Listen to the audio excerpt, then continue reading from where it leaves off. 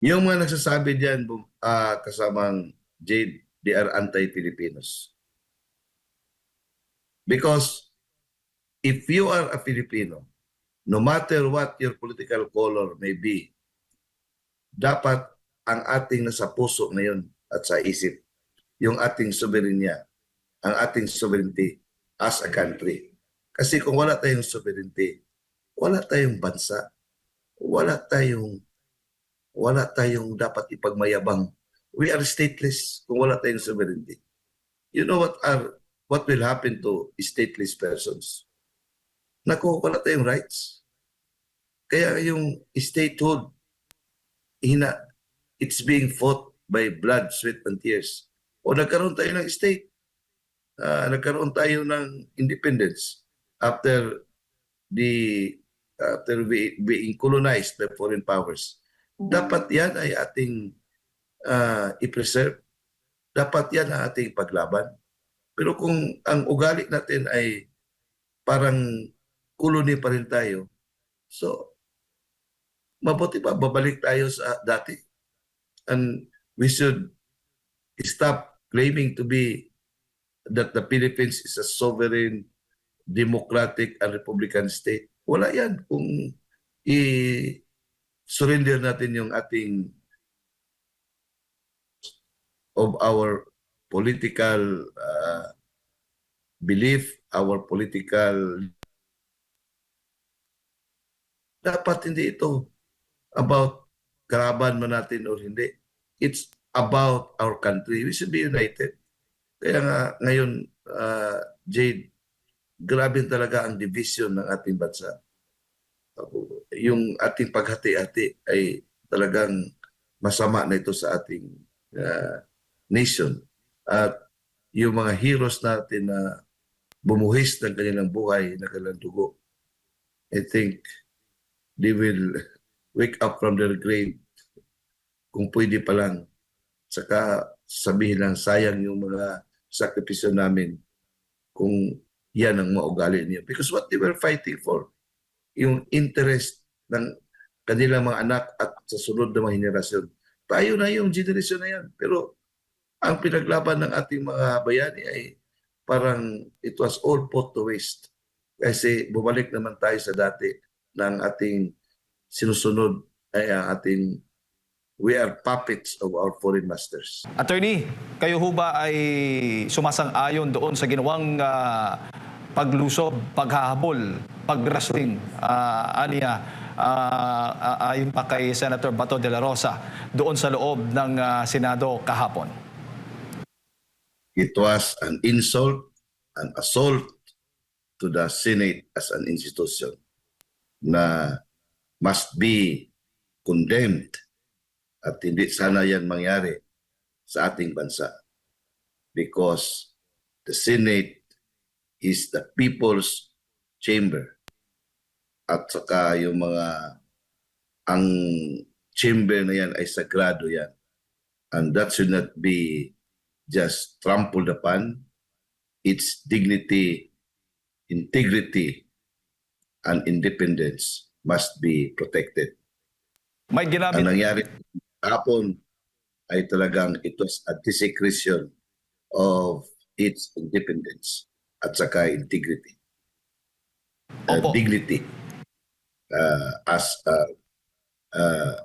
people's chamber na talagang must be condemned, especially that we are claiming to be a democratic country.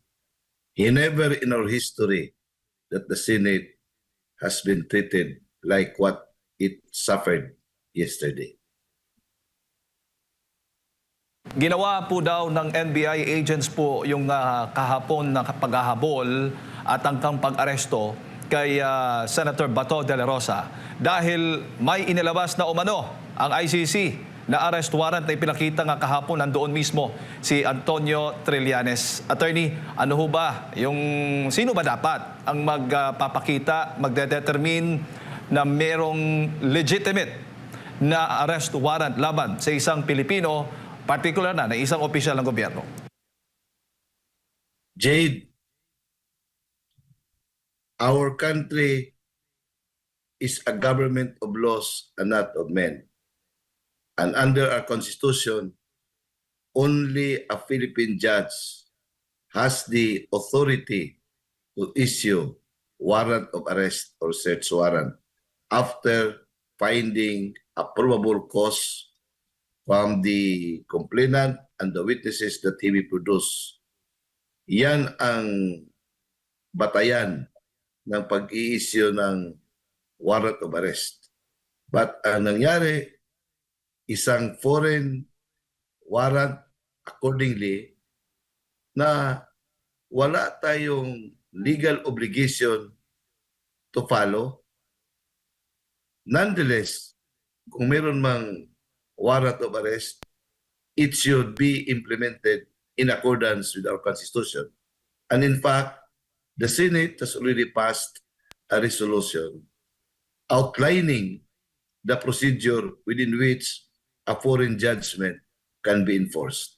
But what happened yesterday, it was not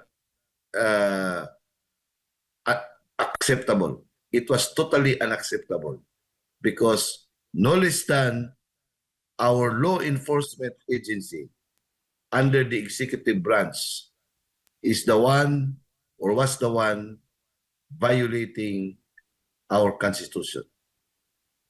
That's why that episode must be investigated and those who were responsible to it must be held to account because what is at stake is not Bato de la Rosa. What is at stake is the survival of our democracy, the survival of the supremacy of our Constitution. Because that's what defines our country. It's our Constitution. Jay. Upang maprotektahan nga itong si Senator Bato de la Rosa mula sa banta ng pag-aresto ng ICC attorney, ginamit po ng Senado itong Senate Resolution number 44 para isilalim nga dito sa Senate Protective Custody. Sapat na ho ba ito na maging batayan para mapigilan nga yung banta ng pag-aresto at ng pag-aresto sa kanya? Ang pag-aresto ay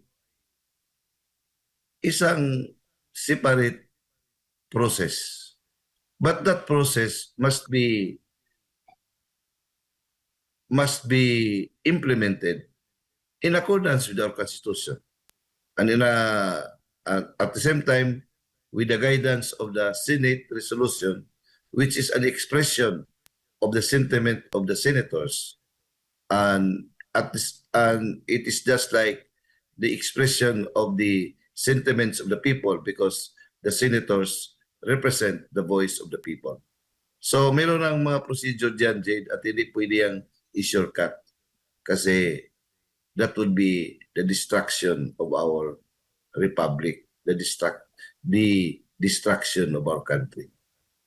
Opo. Hanggang saan lamang ang kapangyarihan nitong Senate Resolution 44, attorney? Kasi ang sinasabi po ng ilang mga abogado din, mga constitutional law expert, na ito yung isang resolution lamang at hindi batay at hindi sapat upang harangan ang isang sabi, balidong arrest warrant raw para sa mabibigat na kaso tulad ng crimes against humanity.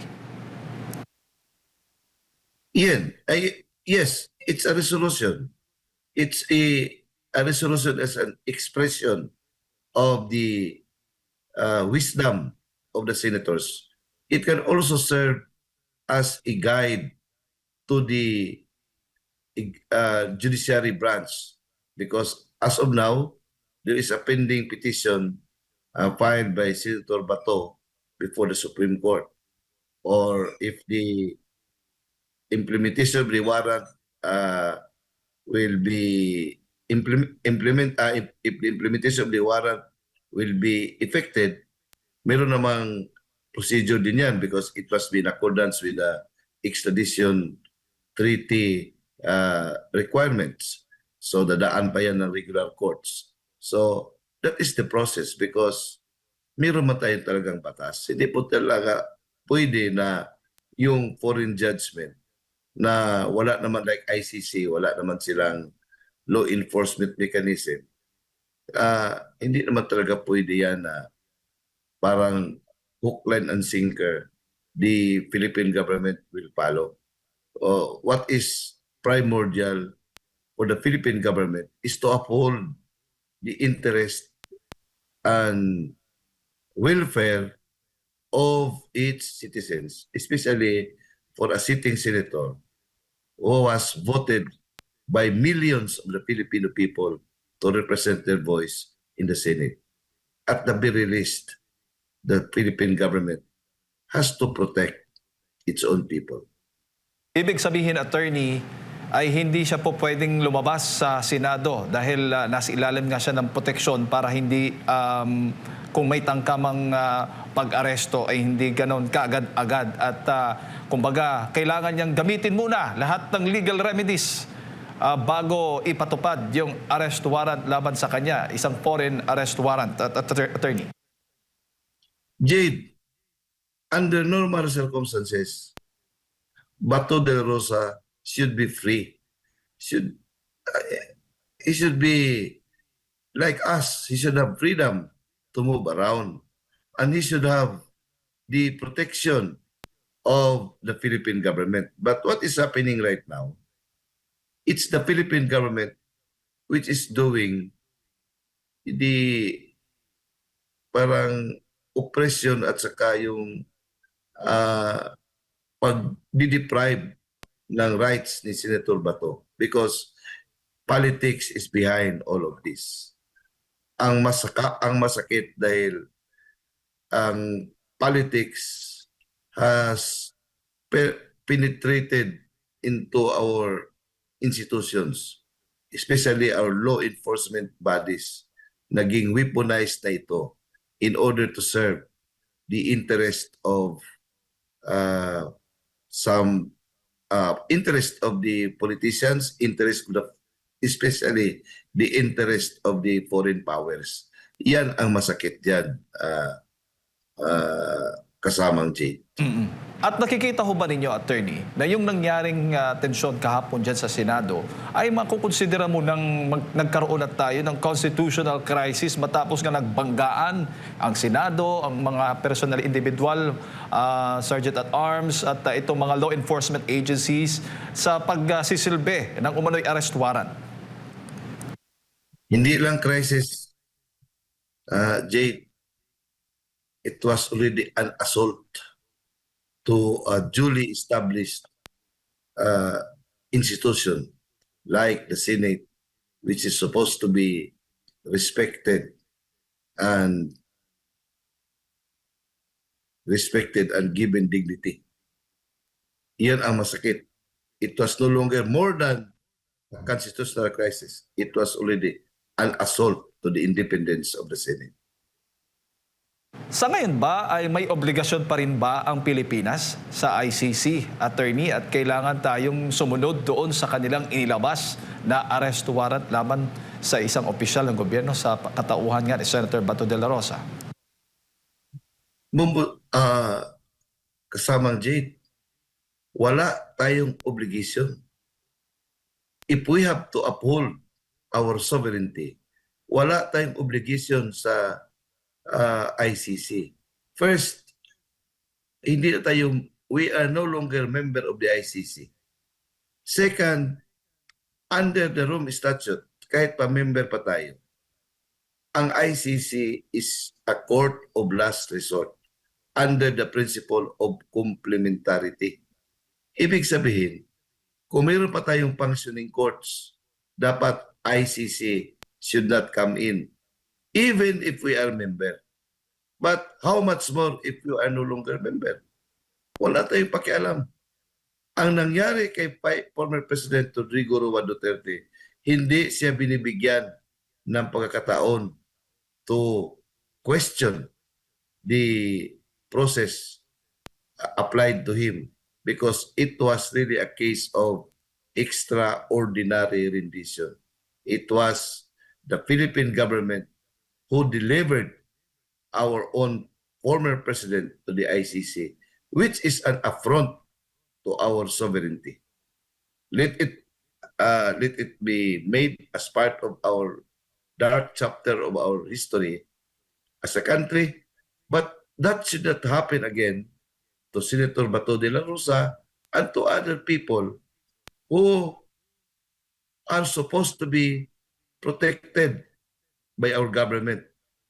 Kasi even in other countries, magkaiba man sila ng politika. But when it comes to the sovereignty of their own country, they will never surrender their own citizen to a foreign entity. Sa atin, iba. Sunod-sunuran tayo. Enabler pa ang Philippine government. So, isang masakit ito. Masakit na pangyayari sa ating bansa na dapat must be condemned by all of us because it's no longer Bato. It's us, Filipinos. Kung mangyari yan ng former president, kung mangyayari yan sa isang sitting senator, how much more sa ordinary citizens like us? Sa tingin mo, attorney, kung hindi po napatalsik itong si Senator Tito Sotto bilang Senate President at napalitan nga ng bagong Senate President na si Alan Peter Cayetano, ay kulong na, arestado na itong si Senator Bato? I think Senator Bato will not go there because his vote was very material to effect leadership change in the Senate. Kung wala siya, hindi marating yung 13 votes, yung majority of the 24. So he has to sacrifice and take the risk of being arrested because alam naman niya na yung warrant of arrest ay nandiyan na. It was just kept secret and they were waiting the right time. I think the right time na hinintay nila was to time it with the planned change of leadership in the Senate, which the vote of Senator Bato de la Rosa would be very material and very needed in order to reach 13 votes. At nagtagumpay nga yung plano na yan. Praise God. Praise God, Jade. It was really God who did it. All things were possible because of God.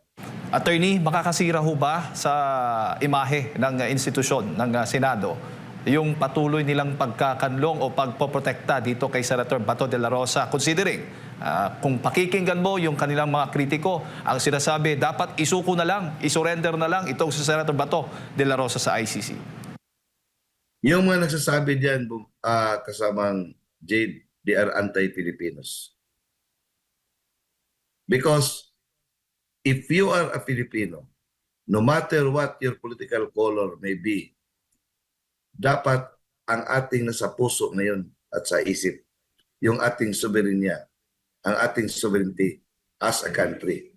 Kasi kung wala tayong sovereignty, wala tayong bansa, wala tayong dapat ipagmayabang. We are stateless kung wala tayong sovereignty. You know what will happen to stateless persons? Naku, wala tayong rights. Kaya yung statehood, it's being fought by blood, sweat, and tears. O nagkaroon tayo ng state. Nagkaroon tayo ng independence after being colonized by foreign powers. Dapat yan ay ating i-preserve. Dapat yan ang ating paglaban. Pero kung ang ugali natin ay parang colony pa rin tayo, so mabuti pa, babalik tayo sa dati. And we should stop claiming to be that the Philippines is a sovereign, democratic, and republican state. Wala yan kung i-surrender natin yung ating of our political belief, our political... Dapat hindi ito about karaban man natin or hindi. It's about our country. We should be united. Kaya nga ngayon, Jade, grabe talaga ang division ng ating bansa. Yung ating paghati-hati ay talagang masama na ito sa ating nation. At yung mga heroes natin na bumuhis ng kanilang buhay, ng kanilang dugo, I think they will wake up from their grave kung pwede pa lang. Saka sabihin lang, sayang yung mga sakripisyo namin kung yan ang maugali niya. Because what they were fighting for, yung interest ng kanilang mga anak at sa sunod na mga henerasyon. Tayo na yung generation na yan. Pero ang pinaglaban ng ating mga bayani ay parang it was all put to waste. Kasi bumalik naman tayo sa dati ng ating sinusunod ay ang ating we are puppets of our foreign masters. Ngayon na dinomina ng Duterte Bloc yung Senado dahil nga nagkaroon ng pagbabago ng liderato dyan, attorney. Pagdating naman po sa epekto nito sa impeachment proceedings kay Vice President Sara Duterte. Nakikita ho ba ninyo na ito'y hindi na matutuloy at ano yung possible na magiging basehan naman ngayon ng Senado? Ayokong pangunahan, Jade, but under the Constitution, the Senate has the sole power to try and decide all cases of impeachment.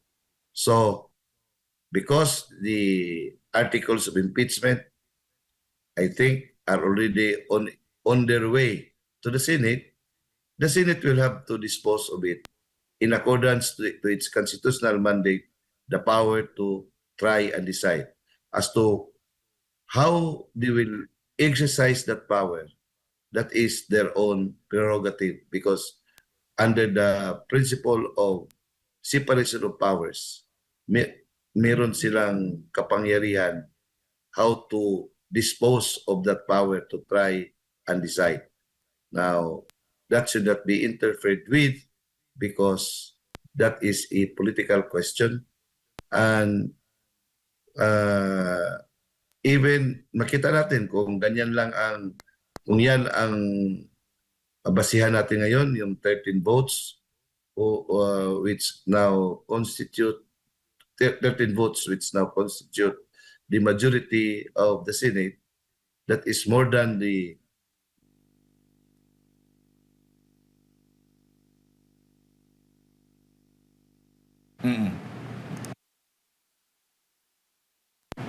Yes, attorney? Attorney?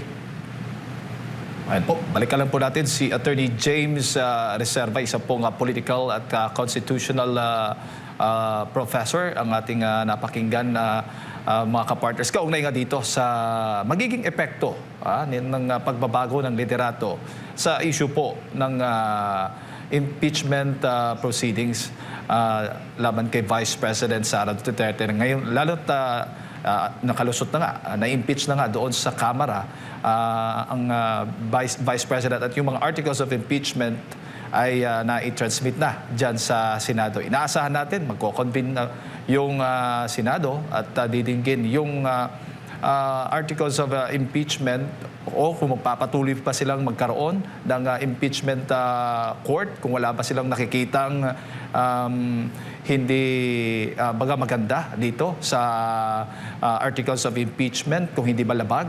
So yan ay isa lamang kabilang sa mga titingnan dito ng Senado kung magpapatuloy ba yung magiging impeachment trial laban kay Vice President Sara Duterte. Considering na mayroong bagong Senate President ngayon at dinodumi na nga ng majority ay mga kaalyado ng Duterte. Kaya yan po ay inaabangan po natin mga kapartners kung makakaapekto ba, magiging game changer ba ang bagong liderato ngayon sa katauhan ni bagong Senate President Alan Peter Cayetano ang magiging hatol dito sa impeachment trial, impeachment case ni Vice President Sara Duterte. Balikan natin si Attorney James Reserva, Professor po ng Political and Constitutional Law. Attorney, nandyan ka po ba? Yes. Ayan po, attorney. Bago ko lang ipasa kay partner Admar, attorney, possible ho ba yung mga issue ng mini trial, issue ng pagpapalabas ng bank records ng Vice Presidente doon sa Kamara, sa pagdinig ng House Committee on Justice, at yung issue ng yung iba't ibang mga issue na nakikita po na kinestyon po ninyo mismo ng mga abogado doon mismo sa ginagawang pagdinig ng House Committee on Justice. Maaari po ba yung gamitin ng mga senador o ilang senador para doon questionin naman sa kanilang pagko-convene bago magkaroon ng impeachment court para dito sa pagdinig ng impeachment cases o articles of impeachment ni Vice President Duterte? Jade, we don't want to jump on our gun on the senators. They know what they're doing. Mahirap naman talagang pangunahan sila. But maybe ang ganda naman kung yung iniisip mo ay mangyayari. Alam mo, yung the power to try and decide, malawak yan. Mahirap. Gusto ko sabihin ng gusto mong marinig na senaryo. Pero mahirap pangunahan, Jade. Sa akin, ang atin lang ay dapat this will be promptly and expeditiously disposed with. Yan ang ating gusto. Kasi what is there to try? Kung ang basis nila ay yung confidential funds, hindi pa naman yan final. Does it constitute an impeachable offense?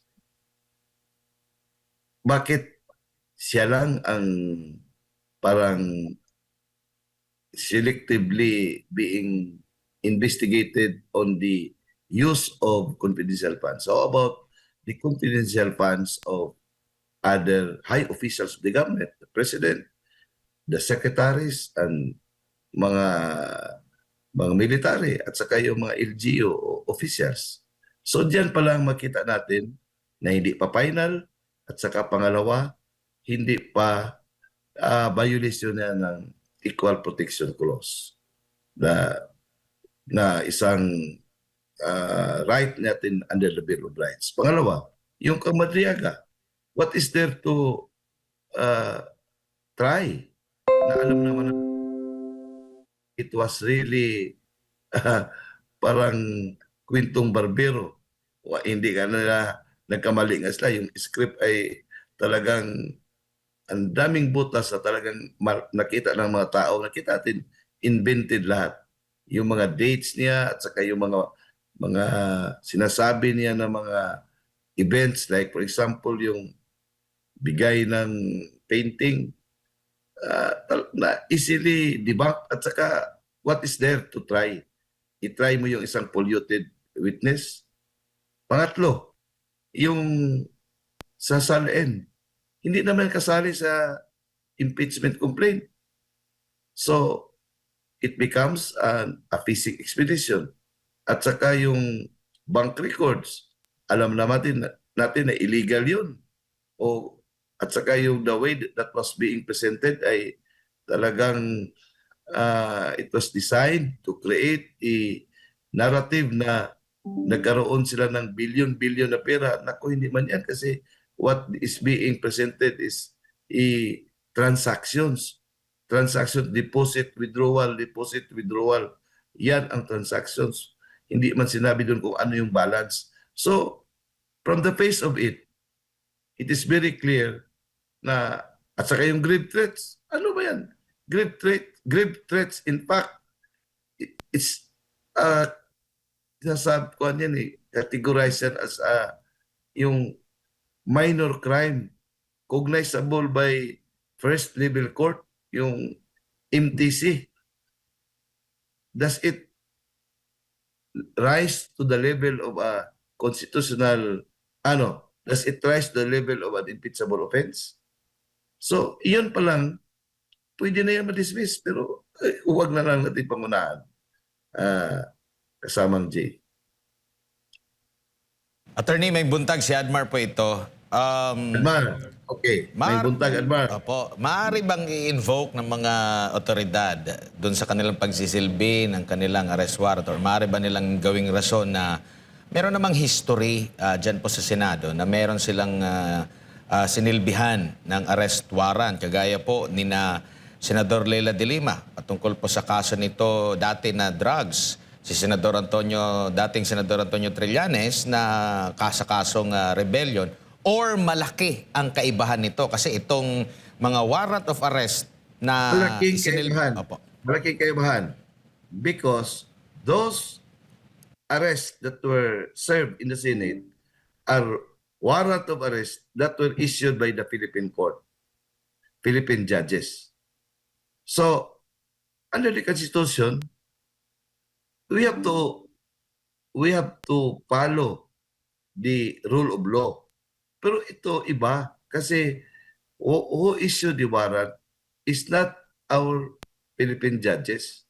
It's a foreign entity na wala tayong jurisdiction.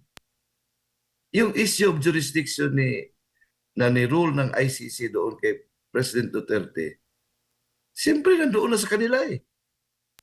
Sinurinder na natin. So, they already have jurisdiction kasi nandoon na sa kanila. Ngayon, bakit hayaan natin yan? Dapat, we should not allow foreign entity to acquire jurisdiction over the person of our co-Filipino. Especially so for two reasons. Number one, we are no longer member of the ICC.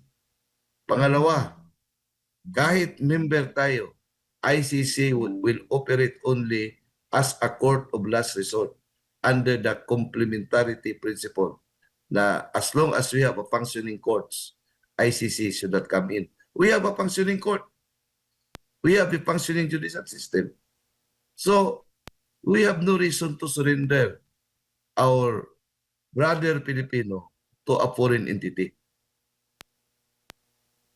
So, malaking kaibahan ang nangyari kay dating Senator Leila de Lima at saka kay dating Senator Antonio Trillanes.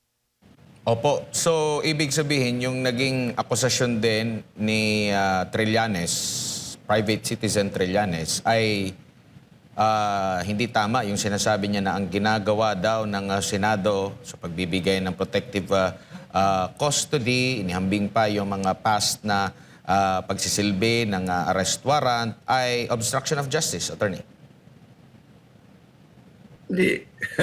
Well, he is entitled to his own opinion kasi he is really obsessed on serving the interest of his masters, domestic and international. Sa kanya yan. Pero malaking kaibahan yan because in his case, he availed all the legal remedies before the warrant of arrest was issued upon him. On the part of Senator Bato de la Rosa, he must be given the opportunity to avail all our existing legal remedies na pwede niyang gamitin para isulong niya ang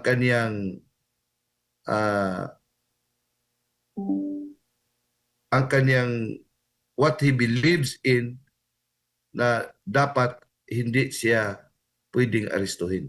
And that should not be denied of him, kaibigang Admar.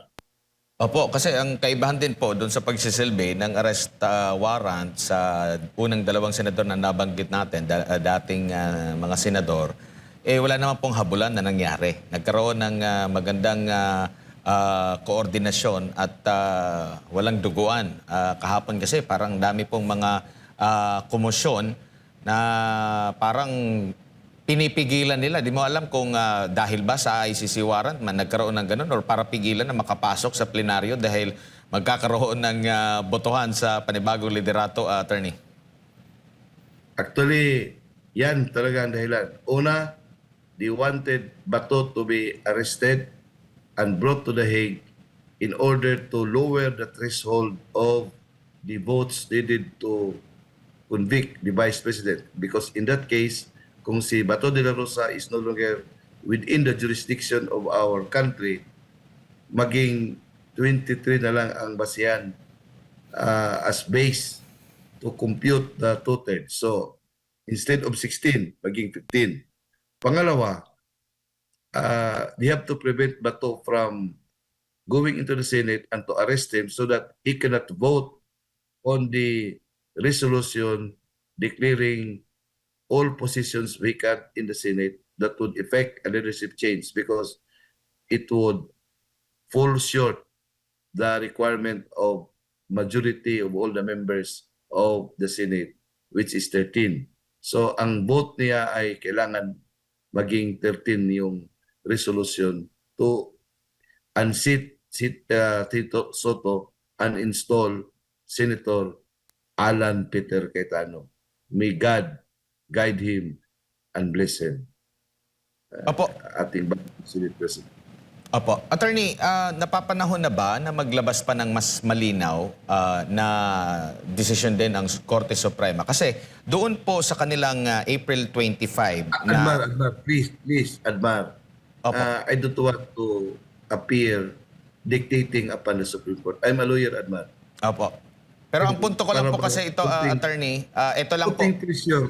Opo. Alam nila what they will do. Alam nila yung dapat gawin nila. As an officer of the court, mahirap magsabi na Supreme Court, ito ang gawin mo. Mahirap yan. Opo, attorney, siguro banggitin ko na lang, pwede mong hindi sagutin. Kasi doon po sa April 8, 2025 nila na resolution po, ang ibig sabihin po nila dito ng extradition ay removal of the extradited from the Philippines, the requested state, to place them at the disposal of foreign authorities, the requesting state. May tuturing bang estado ang ICC? Hindi nga eh. So, iwan ko yan ang isang malaging legal question dyan. Pwede rin, kasi yung sa extradition treaty, you are talking about states. Pero ito, it's a foreign entity. But just the same, ang fundamental principle dyan, be it state or foreign entity, dapat, number one, we have to uphold our sovereignty na ang masusunod ay ating batas. Ang batas natin ay enshrined in our Constitution, which is the highest and the fundamental of the land, fundamental law of the land, to which all other laws must conform and all public officials must obey. Yan ang number one na principle diyan. Pangalawa, kailangan we have to protect our own Filipino citizen. Yan man talaga ang duty natin. Kasi the government is there to protect its own Filipino citizens. So, mahirap na we have to surrender our sovereignty. We have to offer the head of our co-Filipino just to satisfy the whims and caprices of foreign power or the political patrons who are interested in removing or getting that head of Senator Bato de la Rosa. Mahirap yan gawin sa atin. We have to rise as a nation, one nation under one flag, regardless of color, regardless of race, regardless of political beliefs. We should be one in protecting our sovereignty and protecting the lives and preserving the rights and interest of our co-Filipino. Attorney, daghan kaayong salamat sa inyo pong oras at sa pagbibigay po niyo ng impormasyon ngayong umaga. Magandang umaga po sa inyo. Basta, God bless. God is good. Jade, nandiyan sa palagi. Nangyari ito because of him. Siya talaga. Wala na tayong anong ibig sabihin, yung hinuhugutan ngayon. Kasi lahat, all the forces of darkness are in place. Diyos na lang ang, pero dapat talaga, hindi na lang, but sa Diyos tayo hahawak. Diyos tayo huhugot ng lakas. Ganito nangyari natin, how miracles happen. We didn't expect that while they were busy convincing, giving lahat ng mga carrot and sticks na ginawa na sa House of Representatives, but God works in mysterious ways doon sa Senate. They never expected that to happen that fast. So, makita natin yung hand of God doing everything. So, ang atin ay padalangin, Jade and Mar. Amen. Kasi siya lang Attorney. talaga at sa sandalan natin.